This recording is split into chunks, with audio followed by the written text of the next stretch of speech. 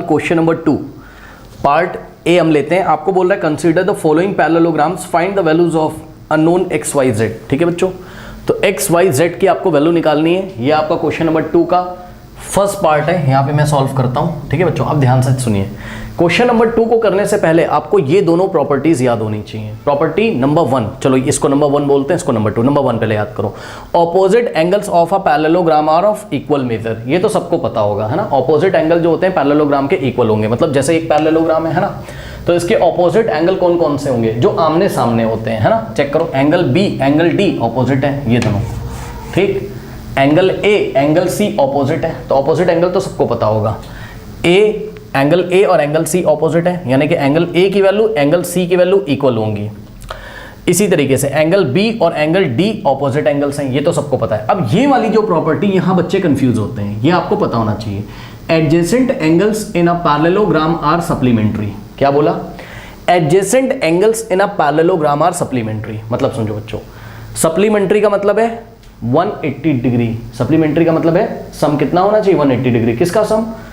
Adjacent angles का। अब ये एडजेसेंट एंगल कैसे पहचानते हैं, ये आप बच्चों पहले पहचानना सीख लीजिए। एडजेसेंट एंगल हम इस तरीके से पहचानते हैं। मान लो आपके पास एक पैरेललोग्राम है, तो इसमें कौन कौन से एंगल एडजेसेंट एंगल होंगे? देखिए, कोई भी एक साइड सेलेक्ट कर लीजिए। कितनी साइड्स है इसमें? टोटल 4।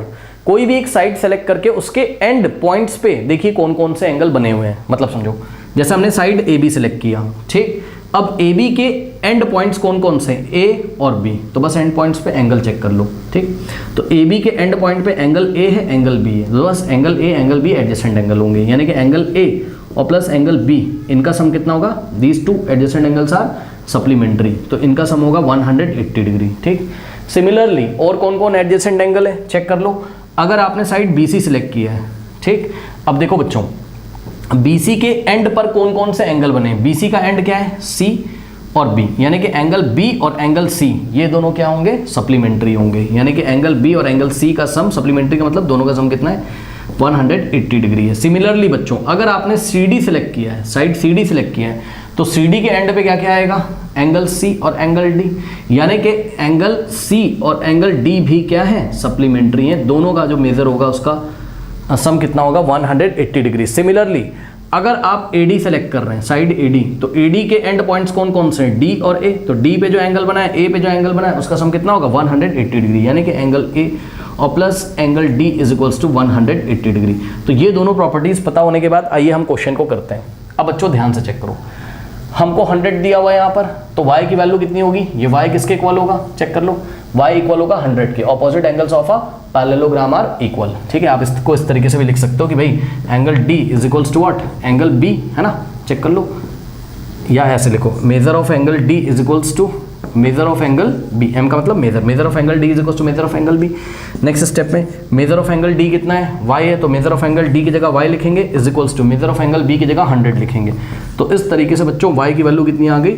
100 डिग्री, ठीक। अब हमको X फाइंड करना है, ठीक, और Z फाइंड करना है। जितना X होगा उतना ही Z होगा, क्योंकि ऑपोजिट एंगल है। किसी एक को भी फाइंड कर लीजिए। तो ध्यान से चेक करो बच्चों, अगर हम साइड AB को सिलेक्ट करें, ठीक, तो एंगल A और एंगल B ये एडजेसेंट एंगल है, यानी कि एंगल A और प्लस, या फिर हम लिख सकते हैं मेजर ऑफ एंगल A और plus measure of angle B is equals to 180 degree, ठीक। और इसका रीजन आपको लिखना पड़ेगा, यहाँ लिख दे रहा हूँ। इसका रीजन है, इसको नोट कर लो बच्चों, मैं इसको रब कर देता हूँ, नोट कर लो। कर लिया? चलो अब देखो, क्योंकि जो रीजन लिखोगे ना, रीजन बच्चों आप ब्रैकेट में लिखोगे, ओके स्टूडेंट्स। तो यहाँ पे देखिए, आप ब्रैकेट में लिखेंगे हम, ये क्या है? एडजेसेंट एंगल्स हैं, ओके स्टूडेंट्स। चलिए अब नेक्स्ट स्टेप में देखिए, major of angle A। Angle A का मेजर कितना है? Z है, तो मेजर ऑफ एंगल A की जगह Z लिखा, और plus measure of angle B का मेजरमेंट कितना दिया है? 100 डिग्री, तो यहाँ लिखा हमने 100 degree is equals to 180 degree, okay students. अब ध्यान से चेक करो, ये 100 बच्चों राइट हैंड साइड जाएगा, ट्रांसपोज करोगे इसको राइट हैंड साइड, तो यहाँ प्लस 100 है, राइट में जाके -100 हो जाएगा, ठीक। तो नेक्स्ट स्टेप में, और Z की वैल्यू कितनी बन जाएगी? 180 डिग्री, और 100 राइट में आ गया तो -100 डिग्री, ओके। 180 माइनस 100 कितना होता है? 80। तो Z इज इक्वल्स टू कितना हो गया? 80 डिग्री। तो इस तरीके से बच्चों आपने Z की वैल्यू निकाल ली, ठीक। y आ गया, z आ गया, अब x भी कितना हो जाएगा, देखो हम लिख सकते हैं अपनी कॉपी में कि एंगल a है ना, या measure of angle c is equals to measure of angle a। क्यों sir, opposite angles of a parallelogram are equal. ये दोनों प्रॉपर्टी आपको याद होनी चाहिए और क्वेश्चन करते टाइम ये दोनों प्रॉपर्टीज आप लिख देंगे क्वेश्चन में, ठीक है, तभी आपको मार्क्स मिलेंगे बच्चों। नेक्स्ट देखिए बच्चों, मेजर ऑफ एंगल c कितना है बेटा, x दिया हुआ है, तो मेजर ऑफ एंगल c की जगह x लिखेंगे is equals to measure of angle a की जगह हम z लिखेंगे, ठीक। और नेक्स्ट स्टेप में हम क्या करेंगे, x is equals to z की वैल्यू लिख देंगे, z कितना है 80 डिग्री, तो z की जगह हमने कितना लिख दिया 80 डिग्री। तो इस तरीके से स्टूडेंट्स अगर आप देखेंगे तो x कितना आ गया 80, z भी कितना है 80 और y कितना है 100 डिग्री। ओके।